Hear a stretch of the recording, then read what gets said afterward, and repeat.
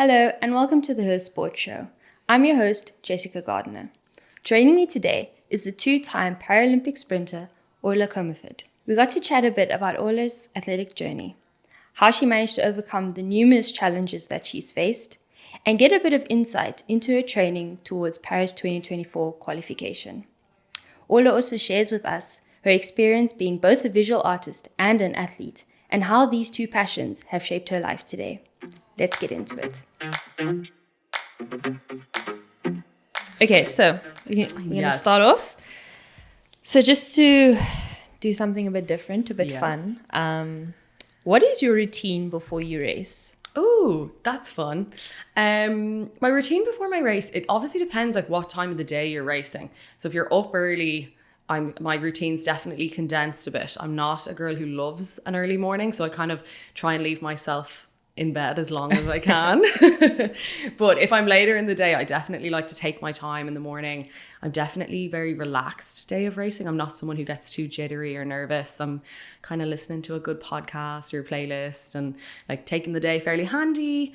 And then like an hour before I'm going up to the track, I'm like getting ready, doing a little bit of makeup, doing the hair. It's definitely like a bit of athletics. Everyone kind of has their own like little bit of style, which is definitely like nice. So that kind of thing, and then packing the bag, getting ready to go out. I'm definitely someone who likes to arrive at the track way earlier than I need to be there. Anyone in athletics knows the sprinters like to take their time with their warm-ups. So I'm definitely, I don't like being under pressure on a day like that. I'm kind of often in my everyday life a bit of a last minute Annie. I'm running late to things. I'm like frantically running all over the place. But on race day, I try to be as relaxed as I can be, as early, as prepared.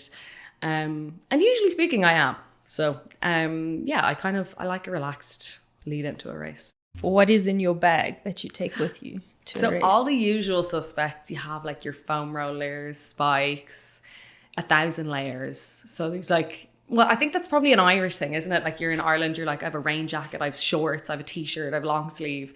But I think it kind of carries into when I'm abroad. I just like to have every option. So if I'm like too hot or too cold, I have something in the bag. So there's inevitably way more in my bag than there ever needs to be. There's a few resistance bands, tons of snacks, every snack you can imagine. Always jellies on race day. I like to have a bit of like, it's not a suspicion or like a good luck thing, but I kind of like to have 5 jellies before I race. It's sort of like a call room thing that I like to have. It's just a little, jelly babies are my choice. Your go-to. But I'm converting over to kind of like sour jellies these days. Ooh. Anyway, that's super boring. But no, fascinating. Yeah, mainly just everything you expect, like 3 different types of hydration, every type of snack, every type of layer for any weather condition, spikes, stuff like that. It's kind of, the more you have in the bag, the less you worry once you're there. You kind of know whatever comes up. If there's a delay, you have something to eat. If it's super hot and there isn't like a water stand before you're there, like you have everything in your bag. So just kind of having every base covered. And then there's inevitably a competition where you realize you don't have something you'd like, and then that becomes a part of the bag routine that kind of lives on forever. So you kind of learn and grow, but it tends the same. Okay. It's more or less the same. Awesome. Thanks for sharing what's in your bag. And also you ran this weekend. Yes. What competition was that and how did it go?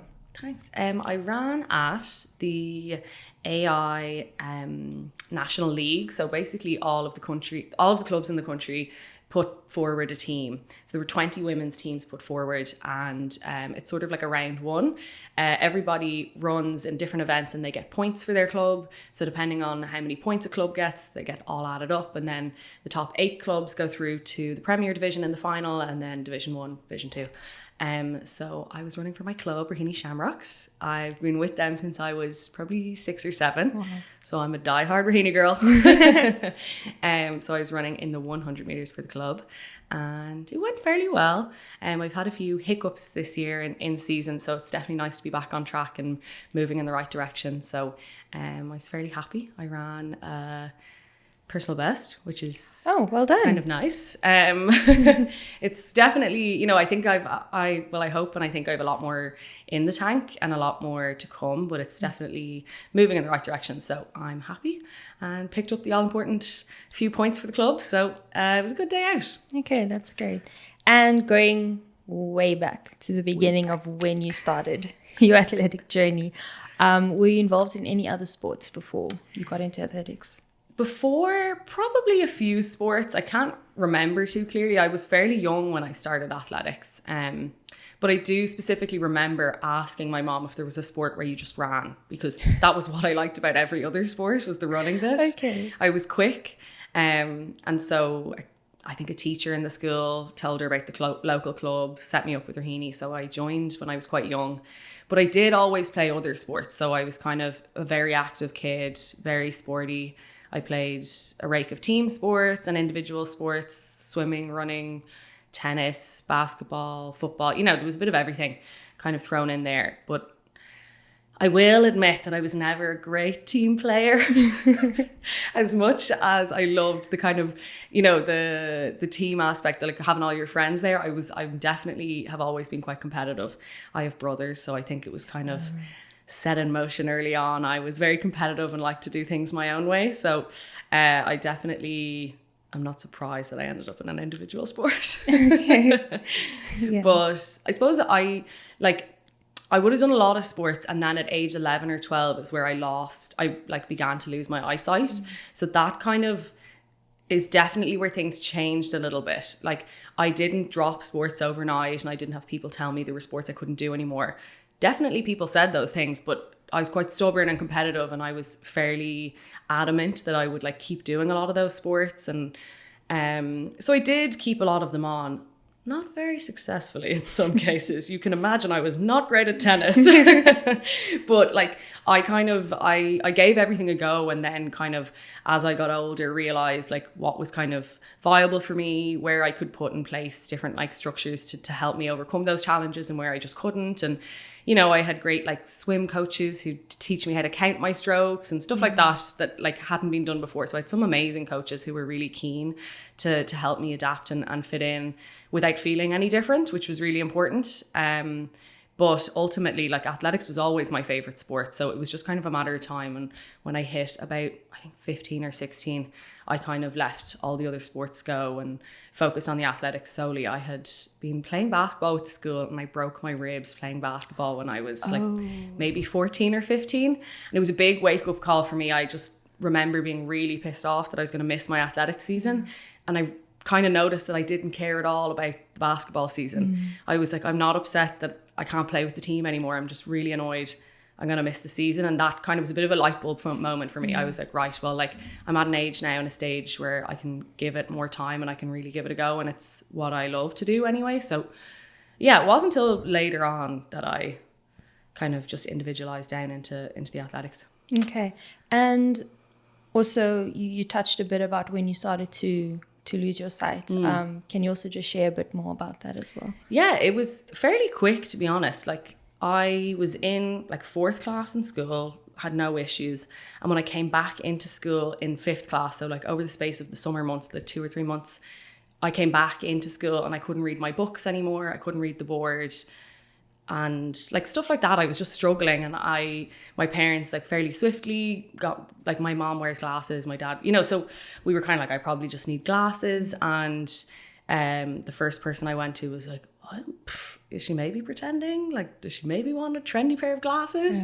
And my parents were like, no, she's not that kind of kid. There's something more here. So through all the jigs and rails, I found out then that I had Stargardt's, which is my eyesight condition, which basically means it's a genetic condition, but it's degenerative. So my eyesight had been fine until I was 11 or 12. And then it deteriorated fairly significantly, sort of like there was a big drop off quite quickly. And that's how I ended up noticing and finding out that I had it. But I've been lucky enough in that, like, since 11, like, I'm now 25, my eyesight is much worse now than it was when I was 11, but I've never lost a lot of eyesight really quickly like I did initially. Like, it's all been very gradual. Like, I'll sit here and I'll think about something I could do or could see a year ago or 2 years ago, and I realize I can't see it now, or I struggle with it now, or I do it a different way. so it's much easier to adapt to those sort of things when they happen gradually. But yeah, the start was kind of fairly shocking at the age of 11. Like, I had a laptop in school and a computer and large print books. I was like, this is the age I want to fit in and be like everybody else. So it was definitely a weird time, but I had like great friends, great family. Like, I was definitely always treated the same, you know, by the people who actually knew me and were close to me. They were the people who still asked questions, pushed me to do the things I wanted to do, kind of encouraged me to be myself. And there was plenty of other people who had other judgments and ideas and thoughts about what I could or couldn't do. But like, thankfully, they're not the people I ended up listening to. So yeah. Yeah. Wow. And I can imagine as well, it was probably also a bit of a scary and confusing time as well as a kid. Yeah, to be honest, like now when I look back on it, I've no overwhelming memories or thoughts of being scared or being fearful about it. I definitely know it's something my parents would have felt, because obviously like they were in a situation where their child was losing their vision and like they couldn't do anything about it. Yeah. So I kind of I feel more upset for them when I remember that time. I'm like, that must be very scary for them and very, very like challenging for them. But honestly, I really don't remember it being too upsetting. I just remember it being like more, like I felt more embarrassed than I felt fearful about the future. I was like, what are people going to think of me? Like, it's just that age really, you know, but I think that the people around me very much shaped then who I became. Like, I've definitely always been a glass half full kind of person. And obviously with my eyesight, there's no way to know like how much sight I will lose in the future or how much I'll be left with. And so I think like there is definitely a chance there that someone could end up being like, oh God, like what's tomorrow going to be like? What's the future going to be like? What will I be able to do? But I think it's kind of like, I have the vision I have now, so I might as well make use of it and do what I can and live the life I can and be happy about it, and then deal with those things when they come instead of being worried about them. So yeah, that's where I'm at. Super amazing though. Yeah, so you obviously didn't let your condition stop you from pursuing your athletic dreams. Yes. So you mentioned you decided to pursue athletics a bit more seriously when you were about 15, 16. And were you always running the 100-meter sprints, or were there other events that you were also doing as well? Yeah, I did lots of other events as a kid. I think the clubs are really good at encouraging kids into like leagues and cross country, get everyone to try everything and figure out what they like and what they're best at. So I was definitely pushed into doing a lot of those when I was younger. Me and the cross country were never friends. I was definitely not doing well at the cross country. But it was very apparent very quickly that sprinting was what I really enjoyed and what I was very good at. Jumping as well, like when I was younger, I would have done a lot of long jump and hurdles. Those were things that I would have really enjoyed. And hurdles was actually kind of a funny one because it was something I had started doing and learning. And obviously anyone who does hurdles knows it's a process of, counting out steps. So I lost my eyesight and kept doing the hurdles because I felt that it was something I was kind of like, I don't need to see them. I know how many steps I have to take. I know how to do them. So it was something I did keep on until I was maybe 16 or 17. But I just found it was the kind of thing where when you make a small mistake, maybe you come off a hurdle too soon or too late, something I wasn't able to make those adjustments to be able to get back into the running of things. I just couldn't, visually, there was no way I could make up that difference. And then I kind of had some injuries. So those kind of fell away. And at this stage now, my eyesight's a lot worse. It's not something I would feel very safe going back to. Yeah. But yeah, I would have definitely been keen on the jumps and sprints when I was younger. But it was nice to have the opportunity as a kid to do all of the events, the throws, the jumps, long distance, everything like that. So it's nice to have that base and that foundation in the sport. And it also, I think it helps give you a great appreciation and understanding for all of the events, which is nice. And then helps you find the one that you love the most. Yeah, that is true, yeah. I was also thinking now, it's actually so funny. So yesterday I was doing sprints with my husband for just fun training. fun training. Fun training. What is fun training? I remember looking down, and because he had measured out obviously 100 meters, and I thought, oh my gosh, this is so far. I know. I don't know how I'm going to do this, but I managed. But my quads are definitely feeling it know. today. All the distance gang are like, it's 100 meters. You're like, it's 100 meters. No, it is something else. And then you made your Paralympic debut when you went to Rio 2016. Yes, I did. How old were you? I was 18.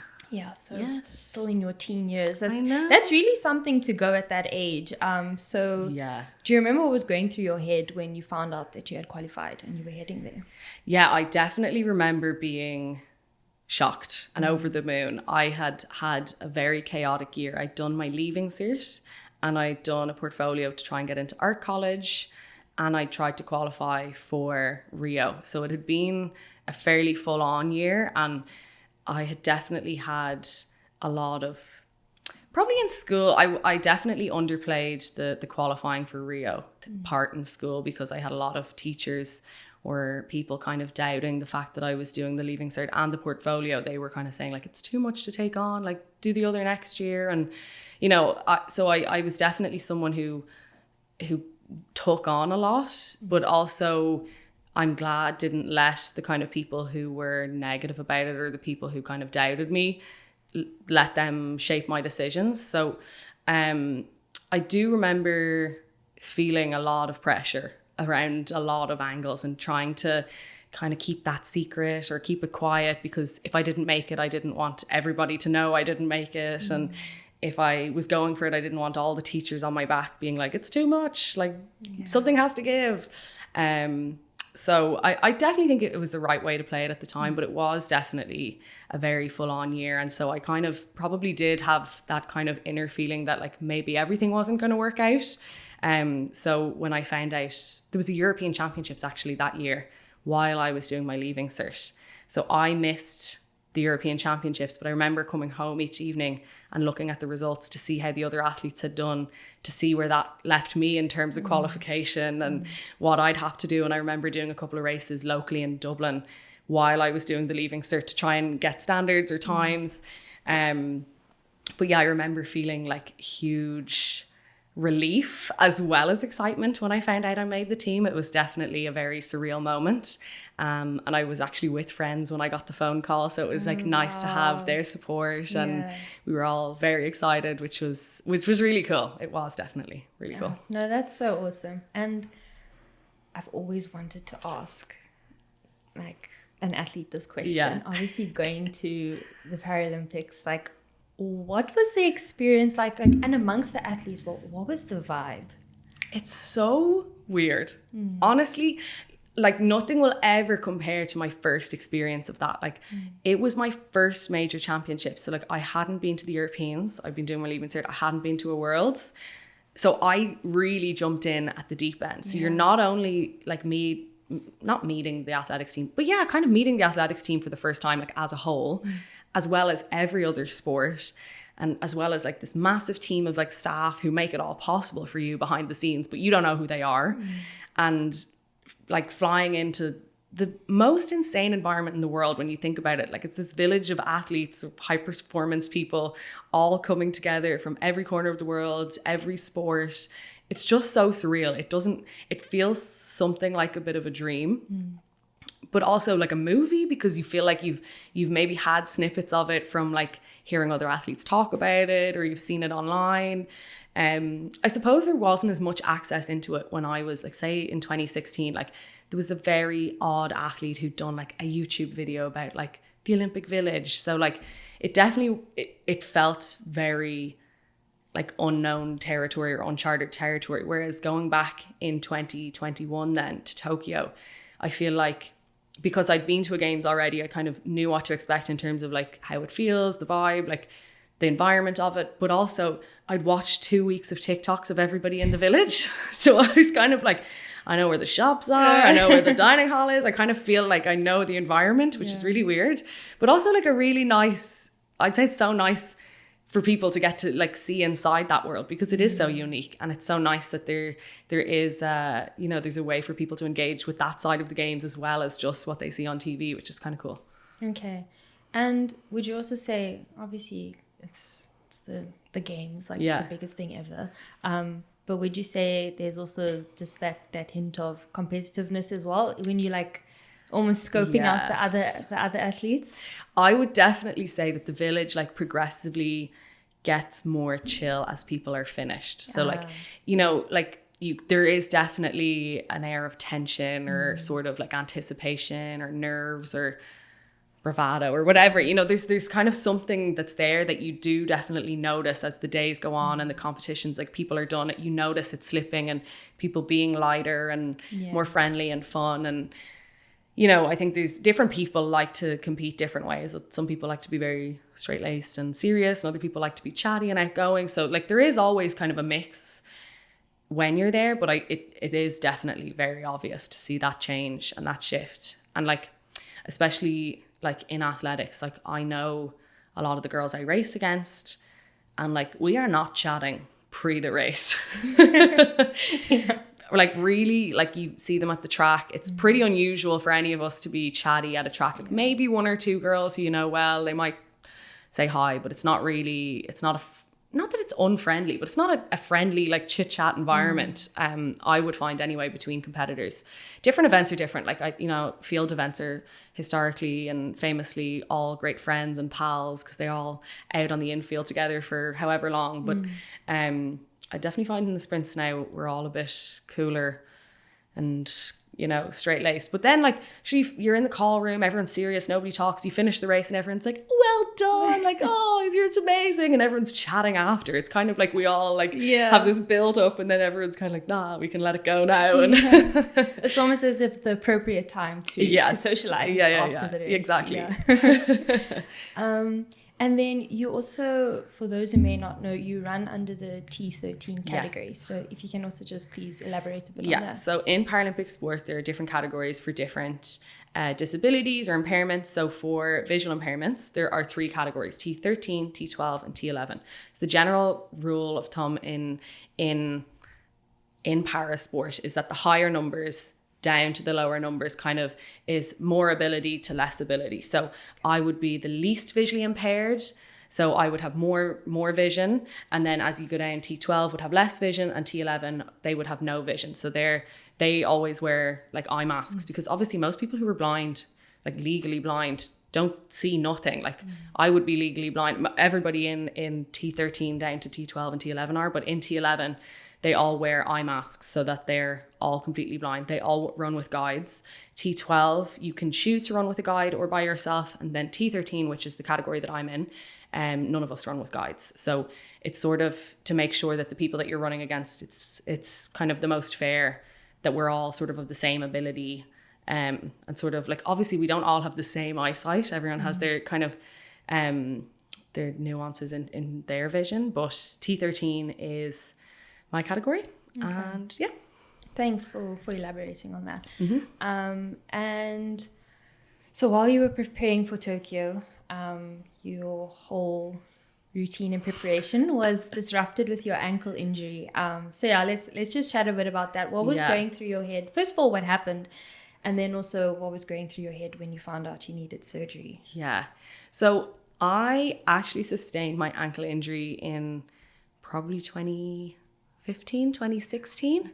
So it was something that I had kind of been dealing with for a number of years. I'd had different programs of rehab, different doctors' advice, different physios. You know, I'd gone through a number of years of a lot of different treatments. I'd done injections, I'd done different programs, and it was definitely holding me back when I look at like my performances and my training through 2016 into 2017 when 2017 and 18. So I had a World Championships in London and then a European Championships in Berlin. Like all of them, my year training was massively affected by my ankle, and there was huge work done and it just was never seemed to get right. And I'd kind of explored the idea of having surgery before, but I'd had some doctors say like, I don't think so, it's not a good idea, and like it's maybe more of a risk than a reward, like keep running, keep going.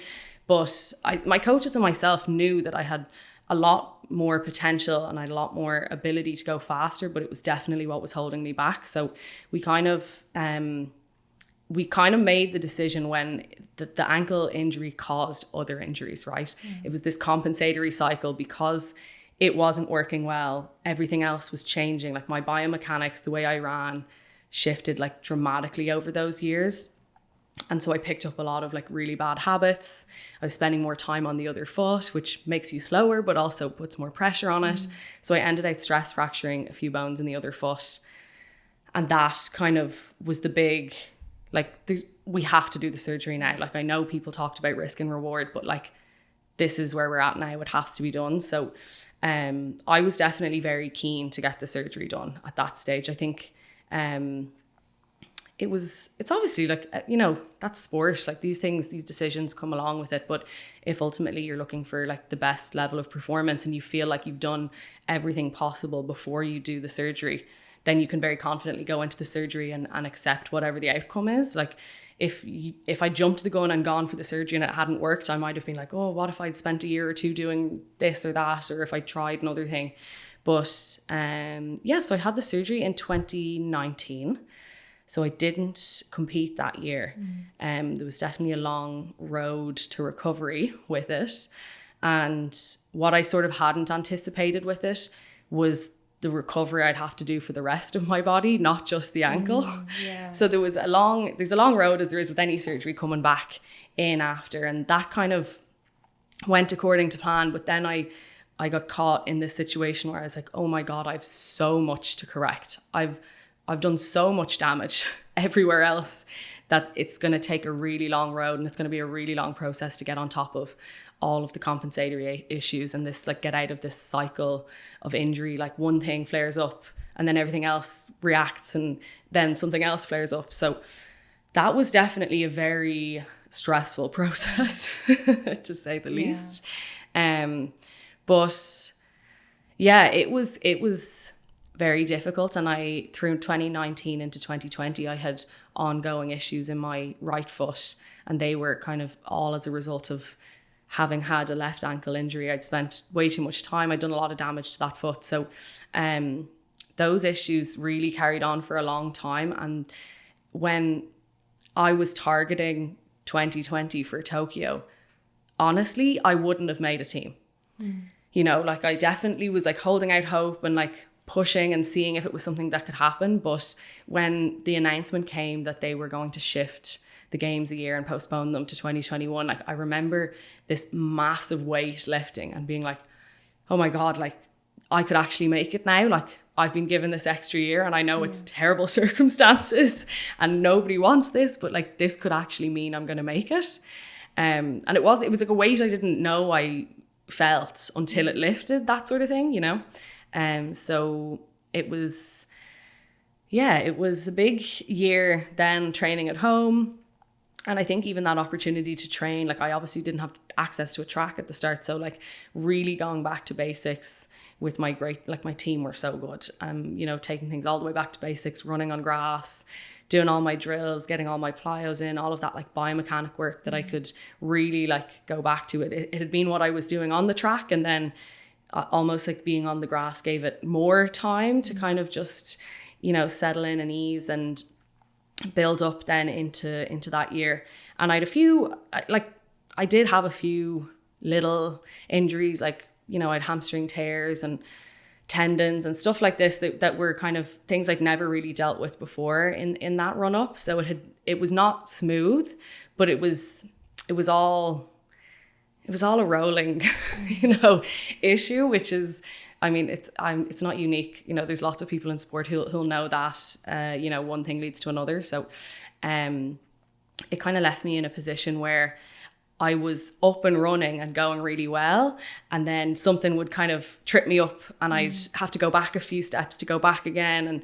And so I managed to race in May of 2021 to qualify for Tokyo, and came up and raced. And then I kind of ended out with a hamstring tendon tear that kind of set me back again. And so you're building back up. And then I got into a position for Tokyo that I definitely felt really competitive. I was really confident in making a final. I knew it wasn't the best version of myself, and I would want more for myself in the future, but I knew that I could be competitive and in the mix in the final. So I was like, really, and I was late. I didn't find out I was going to Tokyo until like a week before the plane left. It was really late in the game. So it was definitely a year of complete highs and lows. And so I got on the plane and headed out feeling like a final was definitely on the cards for me. It was definitely possible. So feeling quite confident about that. And then on camp 10 days before my race, I got a small quad strain, like a small tear in the quad. Wow. So I ended up then in a position I never imagined I would be in it. Like, I've dealt with injuries and dealt through the training of them all, but I'd never been at a competition and like arrived there feeling one way and then go into the competition feeling another way. Yeah. I arrived at Rio or at London knowing where the ankle was at, knowing where training was at, and knowing kind of how things would turn out. But Tokyo was definitely very different. It was a lot. And my coach, Brian, had been very unwell in 2020. And I had found out a couple of weeks before, it was when we were on our training camp in Portugal before we went to Tokyo, I'd found out that they were going to move him onto palliative care.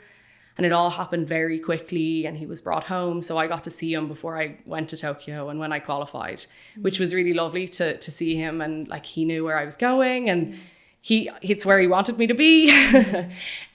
But yeah, so there was definitely like a lot of emotion wrapped up in it. And I'm not, naive enough to think the quad thing happened out of nowhere. I'm sure that the emotional toll kind of played its piece in it.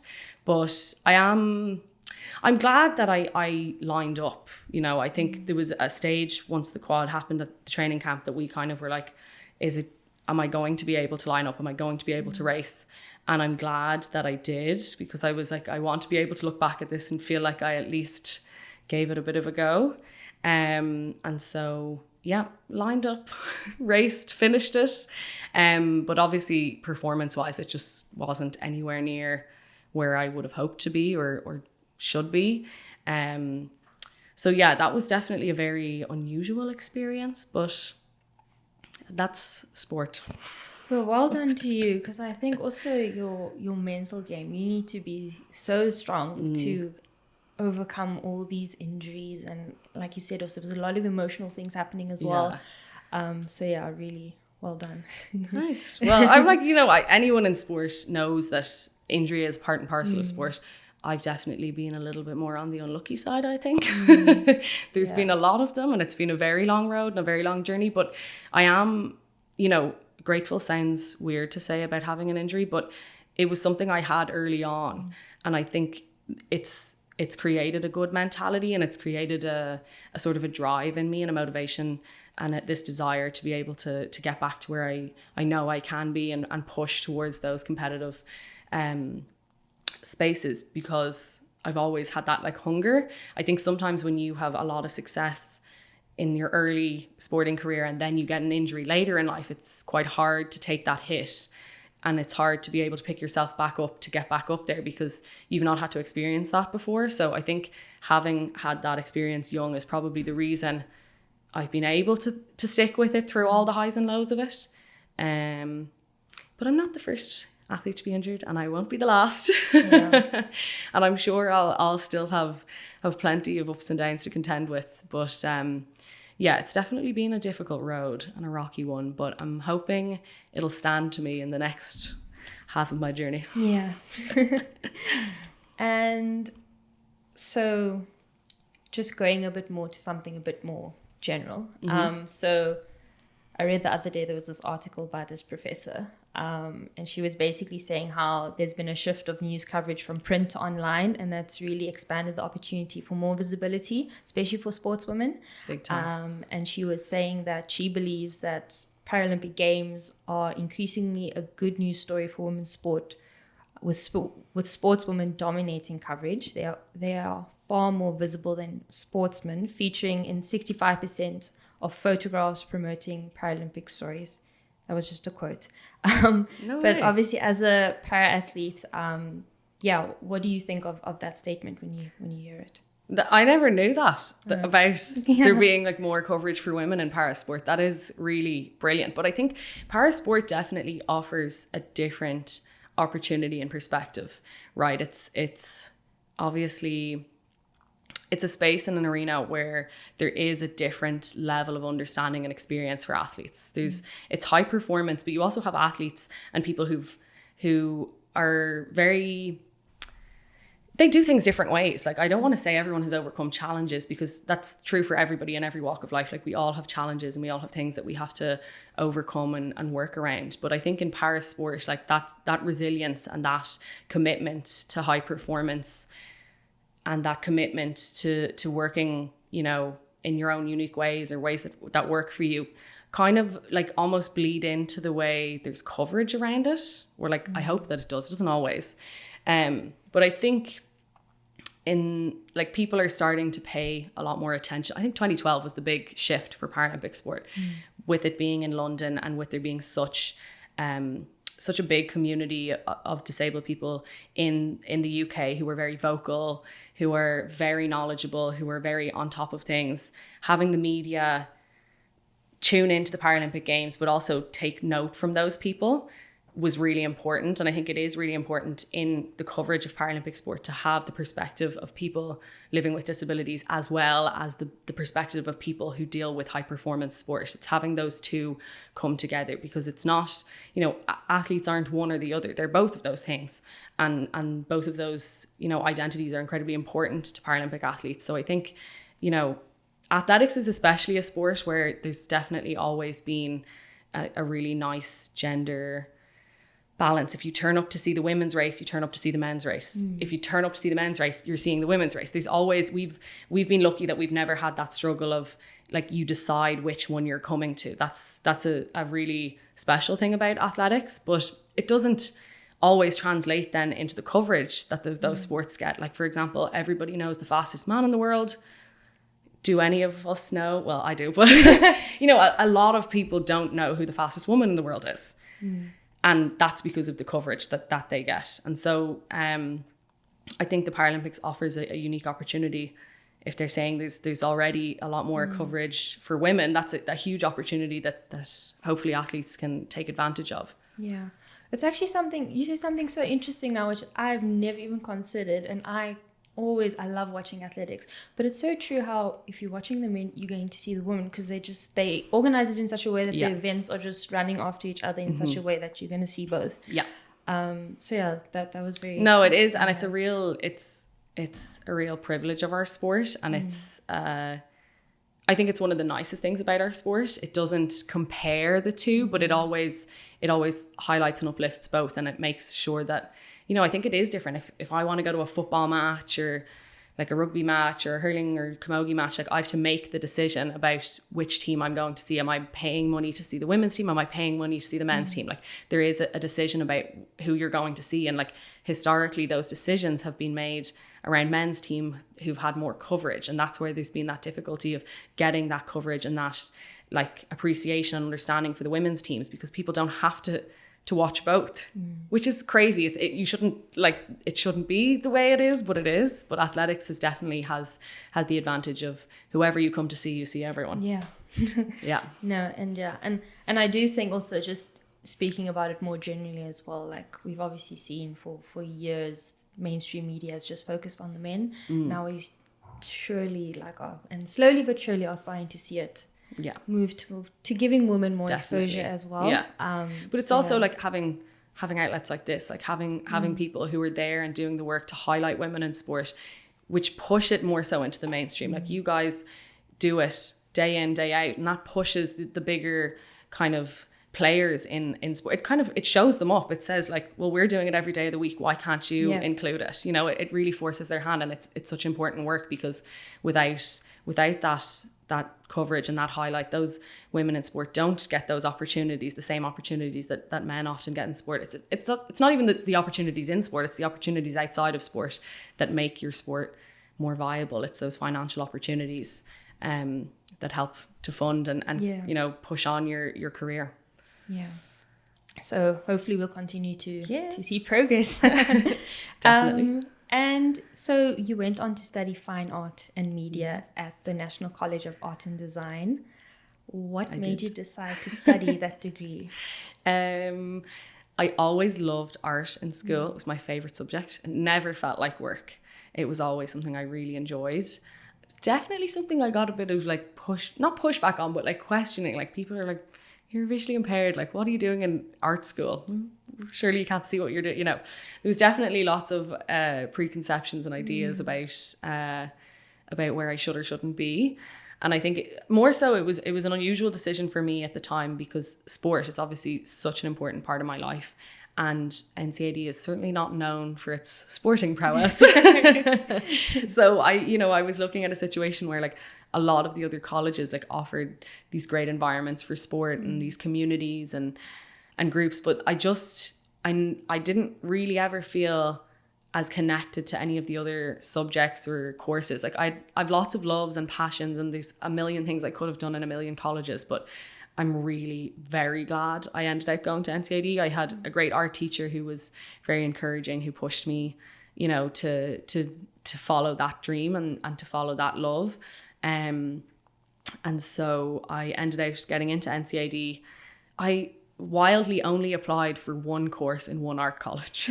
I did so much work on my portfolio, but I really just had a feeling at the time that if it was meant to be, it was meant to be. Yeah. And if I got the points in the portfolio and I made it there, that's just where I was meant to be.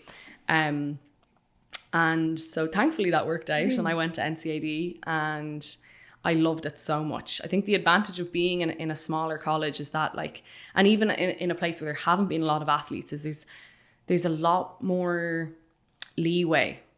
You know, if you're in DCU or UCD and you ask for something, they can't always give it to you, because they're like, if we give it to you, we have to give it to every other athlete. Or if we make this allowance once, we have to make it 1,000 times. Whereas in my case, I was often the only person who'd ever come to them to ask them, could I go on a training camp or go to a championships? And they were always very good and accommodating, kind of helping making those things work. And then when I had my surgery and ended out doing that kind of big year of rehab, I was really struggling to keep up in college, because it's not like a traditional college. You can't split your modules and do it out over a certain number of years. You're either in or you're out. There's no part-time. And I was really struggling to keep up, and like my grades were slipping, the quality of work I was making was slipping. I just wasn't enjoying it, and I wasn't liking what I was making. And they were really, really good at helping me defer. So I deferred for what was meant to be a year, but then with COVID, everything ended up being a bit more. So it was definitely a big joke in my friend group, would I ever graduate? But I went back last year and did my final year. And I'm so glad I did, honestly. And I even think the time away from it like gave my practice in college like definitely a huge shift in perspective. And I think it definitely helped to elevate my work. And obviously the work I do, I was in fine art media, which is mainly sort of tech-based art. So it's like computers, film, photography, software. So those are something that's really accessible for me as someone who's visually impaired. So there's softwares and there's ways of working. I'm definitely a little bit slower on some of those things than my peers were, but there was always a way for me to access and to use those softwares and to be creative in a way, maybe in some other, like something like fashion. I can't even thread a needle. Obviously, like it wasn't really going to work out for me. So I was really glad to find a passion in something that also I felt really fit me and kind of was accessible to me. And I had great support and help in college with it. And I love it so much. And it's so nice to have something outside of the athletics world as well that kind of helps and serves as a bit of a distraction from, you know, sport can be very all consuming. So it's nice to have something that kind of takes you away from it. Yeah, definitely. And you also won an award last year. Yes. So let's chat a bit about that. What was that all about? So I won the RDS Members Fund Award, which is an award at the RDS Visual Arts Awards. So the RDS Visual Arts Awards are kind of the biggest graduate awards for the visual arts. So curators go around to all of the degree shows. So they would have done it in the last couple of weeks for this year. So they go around the country to all of the art colleges, to all of the degree shows, and they nominate people for a long list for this award. So you're nominated. I was nominated and I nearly died. I didn't think I would ever get the nomination, let alone what came after it. But you're then sort of invited to apply for it. So there's a whole application process and then a shortlisting process, which again, I nearly felt like I had to pinch myself after being shortlisted. And then from that, they choose 13 artists to exhibit their work as part of the RDS Visual Arts Awards exhibition, which took place in the RDS last year. And this year it's going to take place in the Irish Museum of Modern Art. Okay. So it's definitely a very important, it's a very important piece for coming out of college, that graduate position. It's a huge springboard for visual artists. It gives them the opportunity to share their work with a larger audience, with a very engaged audience. It gives people in the visual arts world in Ireland and in the community to see your work and to see kind of the level of work and the sort of work that's coming out and that's kind of the emerging art scene. And so to be a part of that was like a massive, massive honor and hugely exciting and really a massive opportunity for my career in visual arts. And then somehow I won an award too, which was so surreal and so amazing. But yeah, definitely really huge, but also huge for my confidence in it as well. I think I've definitely always felt a little bit of imposter syndrome. I've always felt like I have an identity as an athlete and that's who I am. And trying to help myself understand that like I can have a dual kind of career and a dual identity, and I can be a visual artist and I can be an athlete, and those two things don't have to be one or the other. So it definitely helped me. I kind of thought art would probably be something that was there for me when I finished athletics. It was a career that I would look towards in the future. But it definitely brought it home that like that's something I can be working towards now. That's something that is viable for me now, and it's there for me to take, and it's there for me to push on. So it gave me a huge confidence boost, and it also gave me huge exposure, and it gave me, you know, a lot of insight into the world. So I've been applying like there's no tomorrow to different grants and bursaries and awards and everything like that. So it's definitely been a really exciting year, and it's been a roller coaster, but I'm really looking forward to like what is to come on that side of things as well. And it's always been a really nice space outside of training for me. Yeah, 100%. Okay. And your exhibition, which you ended up winning an award for, can you also just chat a bit about that? Yeah, so it was a piece called IROCT.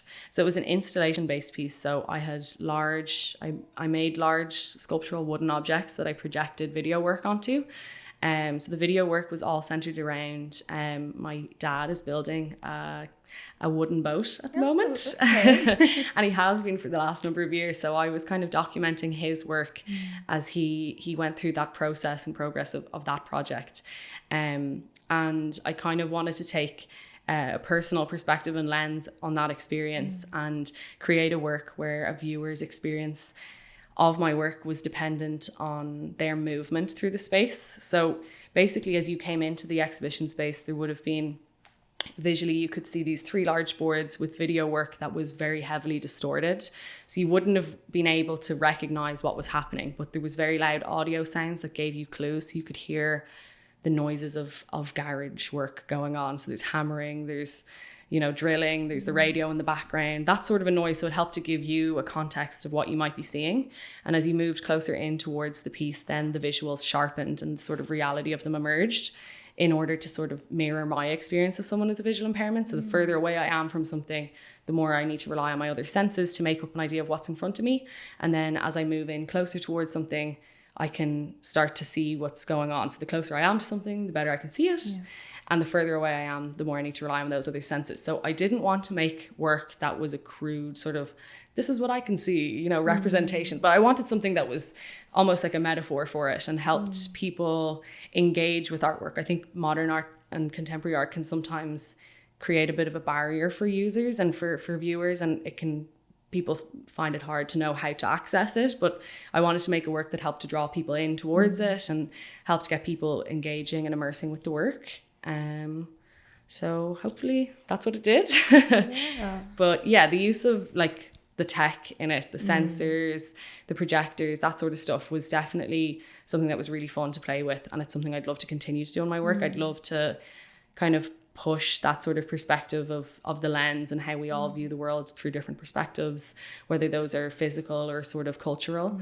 So that's something I would like to continue to explore in my work. Yeah, it sounds very interesting. Thanks. And I know, I just also was just thinking now, I remember in school, like sports and athletics, sports and arts always seem to be like such contrast. They're complete opposites.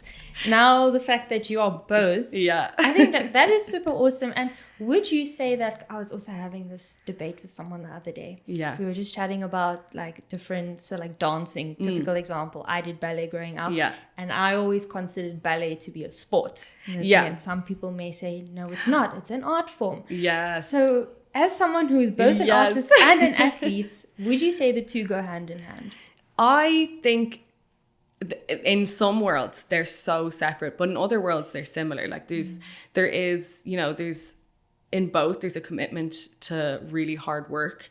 There's a commitment to, you know, the process. There's a commitment to the way things go. And then there's also this like big sort of fanfare as well, whether it's a big show of your artwork at an exhibition that everyone comes and oohs and ahs at, or you run on, you know, the biggest stage in the world. Those both have like a fanfare about them and a sort of like entertainment purpose, you know, of some sort. So they definitely do in some ways go hand in hand. And I think the experiences I've gone through in athletics have definitely like 100% shaped who I am as an artist, the way I work, my process, everything. So I definitely, one wouldn't be possible for me without the other. Like when I even look at athletics and the years I struggled most with injury, or the years I really didn't love it in a way that I do now, those were the years I didn't have art. Those are the years I left college and I said, like, I'll leave that behind now for a couple of years and go back to it. When I didn't carve out the space to have that, I didn't do as well in athletics. So for me, I'm someone who definitely needs to have time for both to be able to do well at either. You know, I'm kind of, I think both really play into the other, and for me have helped success in either has definitely been thanks to the other. So I definitely think I know in some people's minds they're not the same thing, but they do play nicely together. Okay, cool. No, I know I was right. You were right. But again, like you said, it's different, for everyone. So you're heading to the Paralympics World Championships on the 5th of July. How are you feeling for that? Yeah, I'm definitely feeling, not nervous isn't the right term, but it's definitely come around so much quicker than I expected. I feel like I've spent 2 years almost looking towards it, because I didn't compete last year and I had a big kind of rehab process, and so I feel like looking towards these championships for so long, and then they've almost arrived without me even realizing they were so close. But they're hugely important. Like this year is really important for next year. So qualification is the big goal for this year. Usually at a World Championships the year before Paralympic Games, for us anyway, top 6 guarantee slots for their country. So if you guarantee a slot for your country, that means, it doesn't mean you get to take the slot. It means Ireland have a slot for the country. But the following year, your job is then running the fastest you can or the best you can to be able to take that spot, instead of trying to qualify a slot and take it. So it takes the pressure off massively to be able to do that the year before a games. But thanks to COVID, which is still a pesky little thorn in the foot, there's been a delay and a pushing back of some competitions. So we're in a position now where we have a World Championships this year in Paris and next year in Japan in May.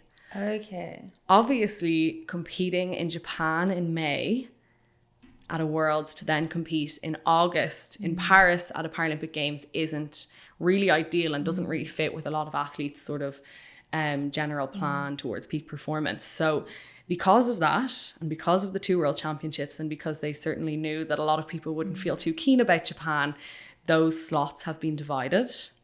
So now, instead of top 6 in Paris qualifying, it's only the top 4. So the top 4 people in Paris will qualify slots for their country. And if you're not in that top 4, you go to Japan the next year to try and qualify the next 2 slots. Okay. There are other processes and other ways to qualify slots for your countries that are a lot easier in bigger countries that have bigger Paralympic athletics or Paralympic, sport kind of communities. Ireland's quite a small country and we have a small group of athletes. So the best and most kind of concrete way for us to do that is this. So for me, I've definitely, especially with the injuries over the past number of years, it's been very difficult for me to compete early to try and qualify for a championships or to qualify a slot to then compete. And it's kind of almost been a little bit of my downfall. It's that trying to peak twice has sort of caught me out, and you're trying to run fast to qualify maybe before you're ready to, and then that's caused me issues. And so for me, my big goal for this year is to hopefully try and take that pressure off myself next year to qualify that slot this year, to not have to go to Japan, and to be able to focus next year solely on peak performance for Paris. So I think for me, there's obviously you're always focusing on your goals, and you have a load of goals to get up to the big ones eventually. But for me, that is the sole focus and the most important thing about this year.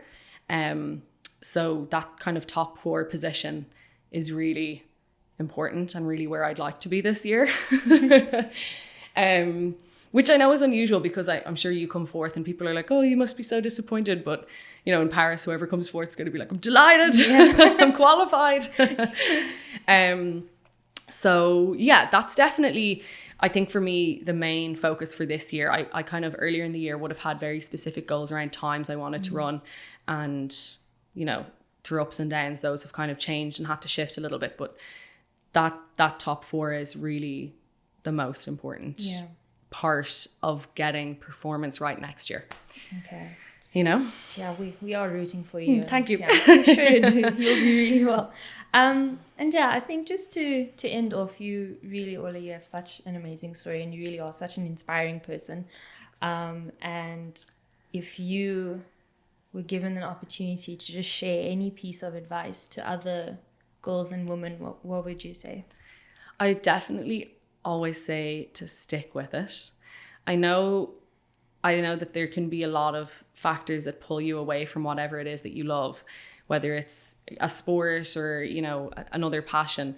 What you love to do and what brings you joy and what brings you, comfort in life, what brings you a sense of community is always so, so important. And it's so easy to get pulled away from those. Like life can drag you in different directions, and people's ideas and perspectives can shift how you think about those things. But it's so important to really try and stay true to yourself and do the things that you love and that you enjoy, because inevitably they're always going to be the people who have your back, who you fall back on. It's going to be the thing that brings you joy on a tough day. And I know there can be ups and downs with sports or with whatever your passion is in life, but I think being able to stick with it and let that sort of let that love for it really guide you. I think I see so many girls leaving sport, and I even see there's a sort of an age group in athletics and in our club at the moment that I'm like, they're the most important age group, because they're that age group where they either stick with the sport forever or they leave forever. And it's so important to be,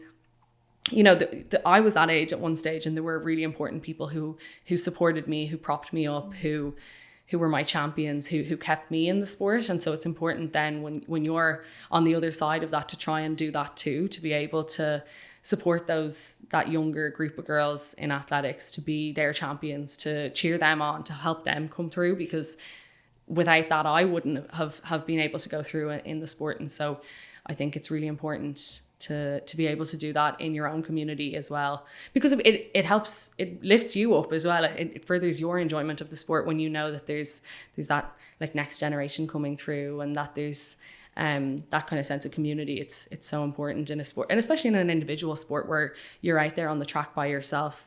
when you know there's a team of people behind you, that really makes all the difference. Thanks for tuning in. We hope to see you again for the next episode. Be sure to subscribe to Her Sports social platforms to get the latest women in sports content.